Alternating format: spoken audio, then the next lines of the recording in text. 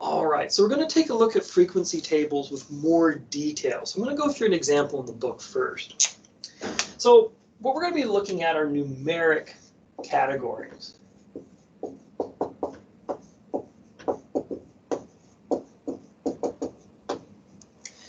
So the thing with numeric categories is they're a little trickier to set up, say, than, well, we had just, categories. Like in the last example, in the last lecture, we looked at categories of grades, A, B, C, D, and F. Well, here we're going to have numeric categories. So let me give you an example. So let's say we're talking about drive-through service times at McDonald's. How much time do you spend in the drive-through at McDonald's?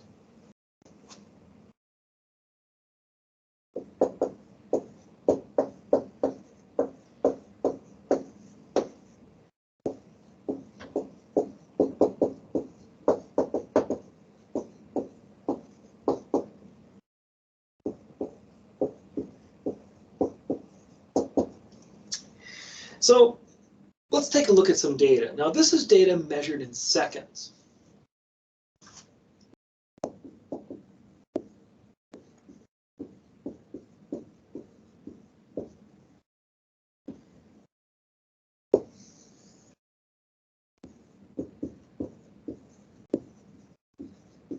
So we have time and then frequency.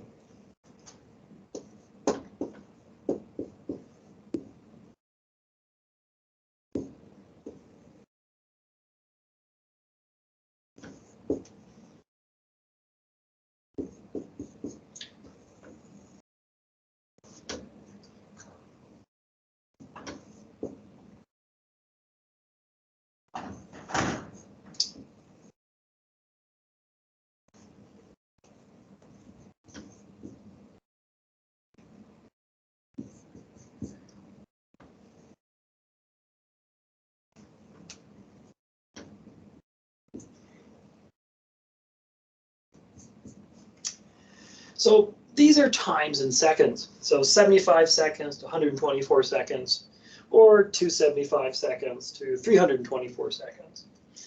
So divide these by 60, you'll get what it is in minutes. So this is a little over a minute. This is a little over 2 minutes. All right, so let's look at some frequencies. So how many people were in line for a little over a minute to a little over 2 minutes? Well, we have 11. For this, we have 24.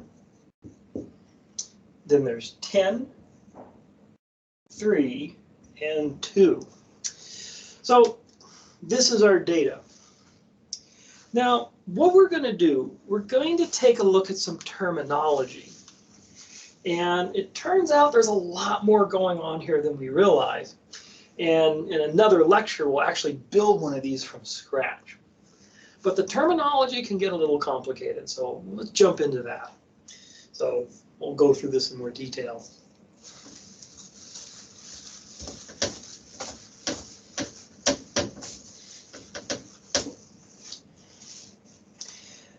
So first off, we want to talk about lower class limits. Now, since I don't have the data up here, you might want to look at your notes here, or rewind the video back a little bit, play it, go back a little bit so you get that chart down. And what I'm going to do is I'm going to talk about some values from that chart. So first off, classes. This is going to be some numeric category.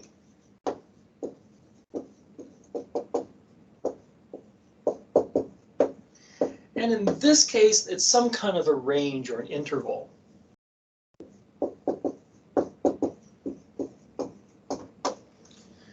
So we're talking about using some interval as a category. Again, for our first category, it was the interval 75 to 124. So that's what we mean by class. Now, each of these intervals, each class, has what's called a lower class limit. And what these are the smallest numbers in each of those intervals, or in each of those classes.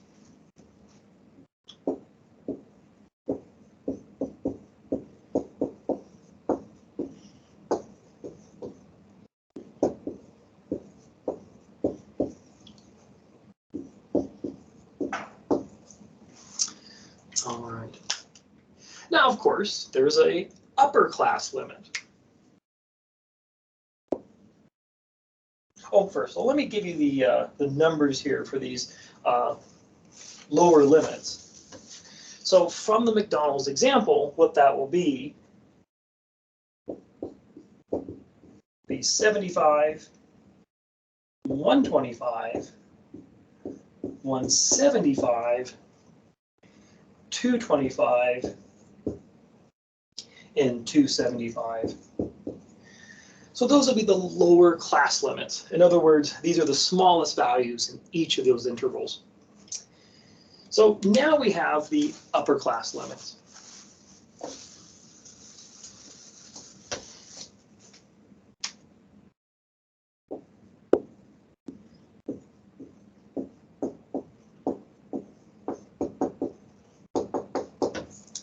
And as you might guess, these are the largest values for the classes.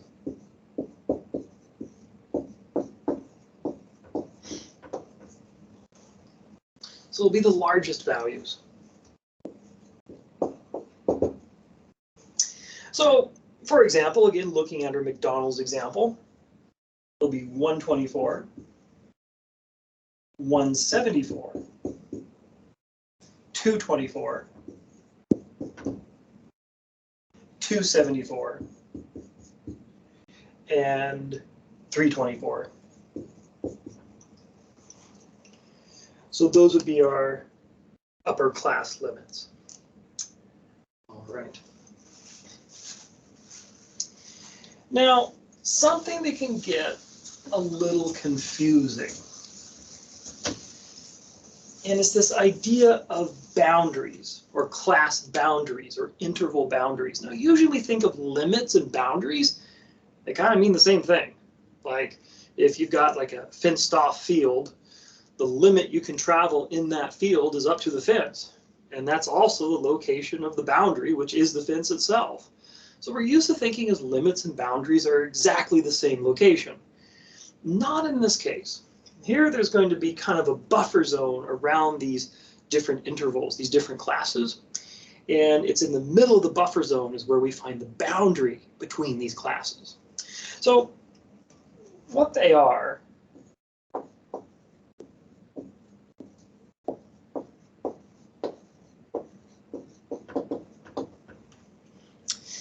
they're separating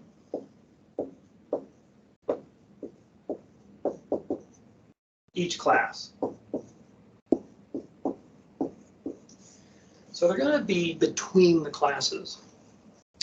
And they typically, or they can be, the centers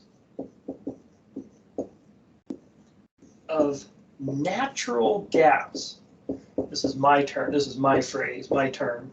Natural gaps between classes. At least the examples we're going to look at, we're going to be looking at the centers of these natural gaps. So,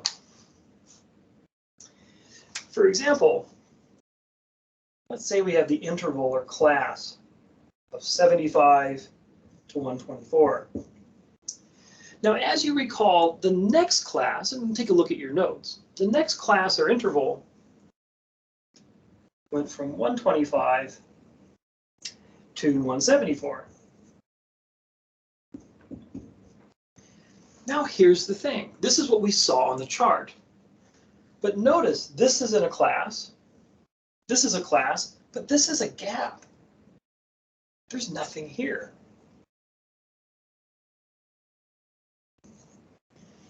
So for this example, what we're going to do,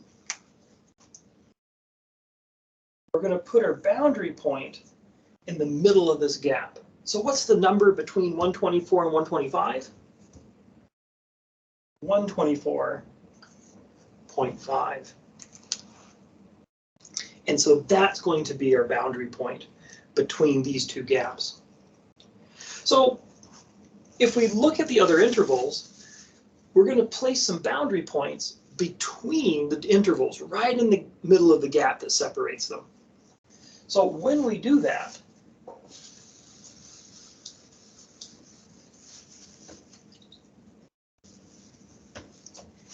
well, here are the boundary points. So 124.5, 174.5, 224.5, 274.5. Now, there's kind of an issue here. If we take a look at our intervals,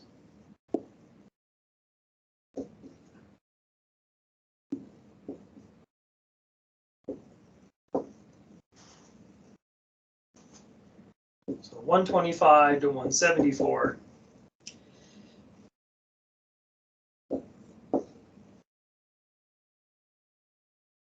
$175, $224,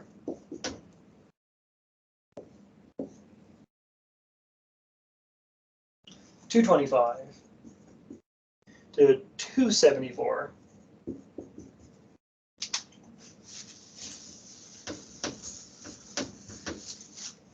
And then squeeze this one in here, 275 to 324.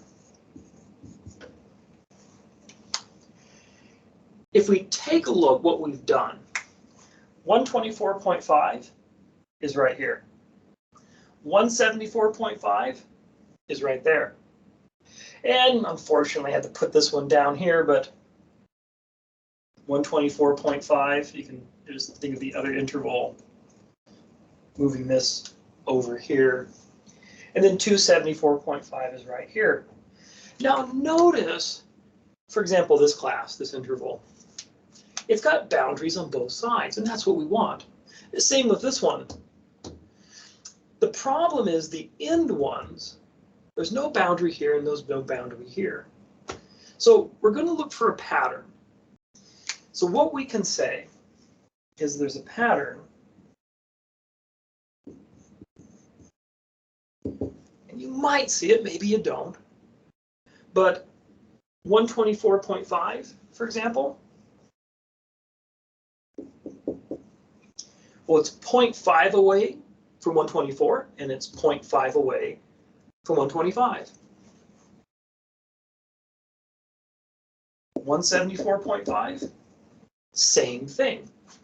0.5 away from 174, 0.5 away from 175.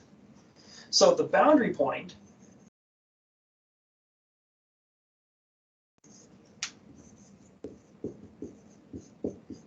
is 0.5 away from adjacent class limits.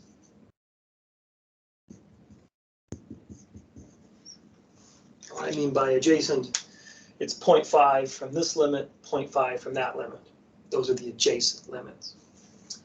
So what this suggests is that for this boundary point and this boundary point, they're also going to be 0.5 away from the adjacent limit. There's only one adjacent limit here. So the boundary point would be 324.5, and then this one is also going to be 0.5 away, 74.5. So we have these boundary points.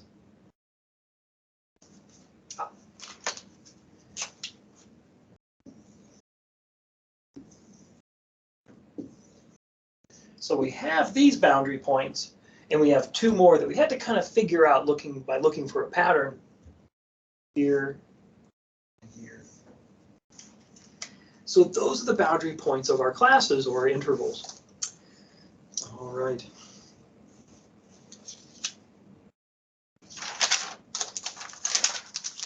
So some other terminology.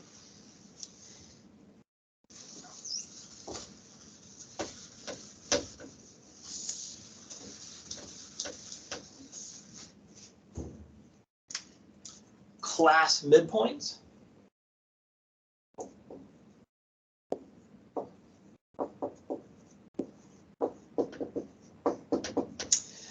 The way you find these, again, they're the midpoint values.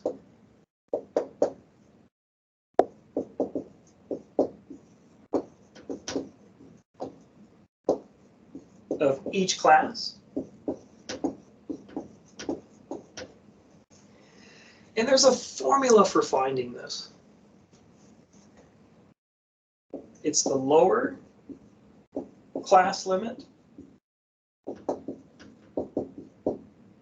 plus the upper class limit divided by 2. In other words, to find the midpoint value for a class or an interval, take the lower limit, add it to the upper limit, divide by 2. In other words, you take their average. So for example, for this class,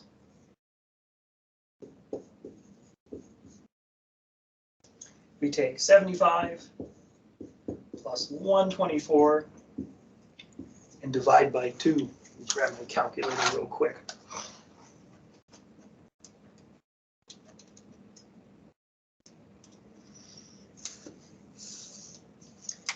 And so for that class, the midpoint is 99.5. For the other classes, I'll list all the midpoints. For a McDonald's example, well, they're all going to be 99.5, 149.5, 199.5, 249.5, and 299.5. So those are going to be our midpoints. The last thing to mention is the class width. And this could be a little peculiar. You might say, well, the width of the class must be the difference between the upper and lower limits. And as much as that might make sense, I think it does, but that's not what it is. So the class width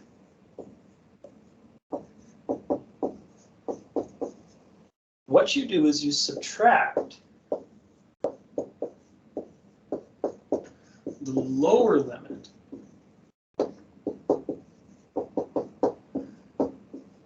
from the next lower limit.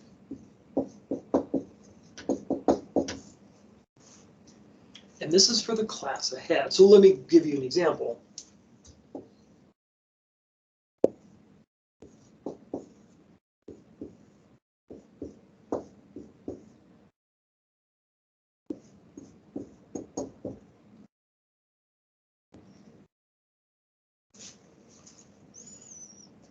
All right. So what we're going to do, if we want to find the class width of this class,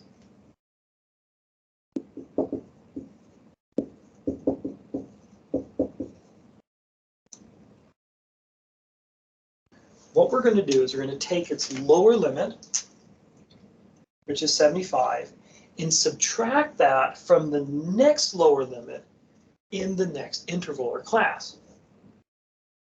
That.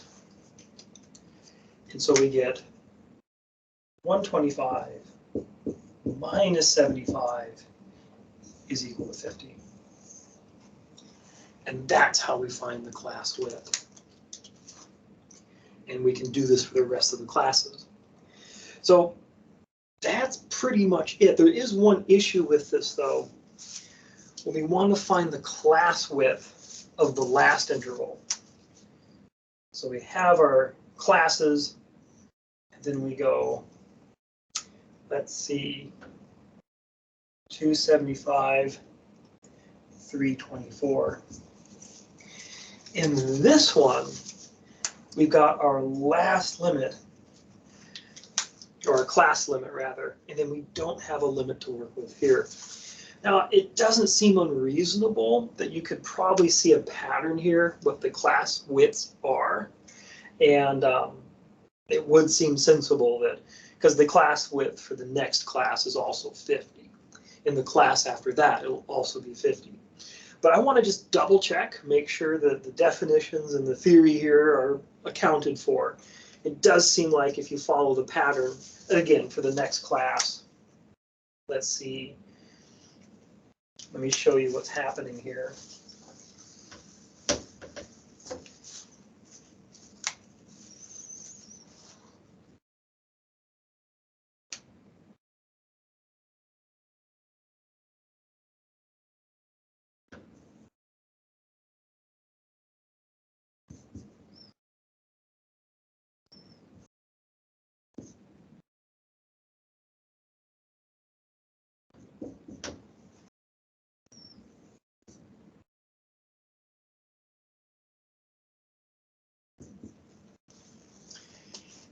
If we compute all the class widths,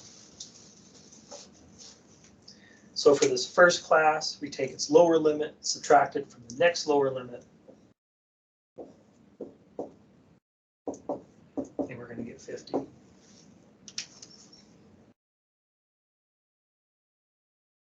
Now for this class, we take its lower limit, subtract that from the next lower limit,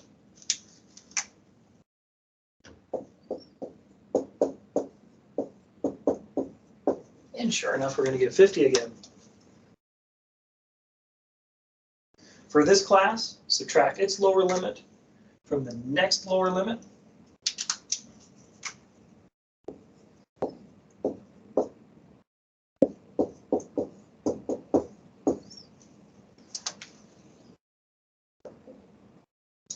For this class, subtract its lower limit from the next lower limit.